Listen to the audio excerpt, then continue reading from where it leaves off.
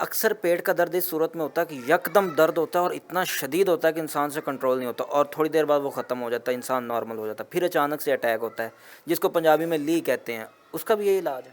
نہیں نہیں، اس کا علاج نہیں، یہ اس طرح کا جو درد ہوتا ہے نا، یہ کولانج ٹائپ کا درد ہوتا ہے عموماً، یہ بڑی آنت کا کیس ہوتا ہے، ٹھیک ہے، جو یکدم شدید درد ہوتا ہے اور بعض اوقات بیٹھنا اٹھنا مشکل ہو جاتا ہے۔ تو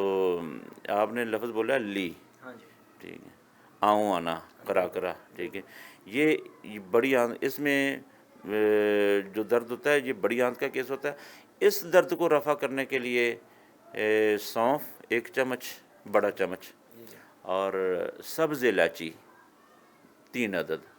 یہ 2 چیزوں کا کعوہ پی لیا جائے،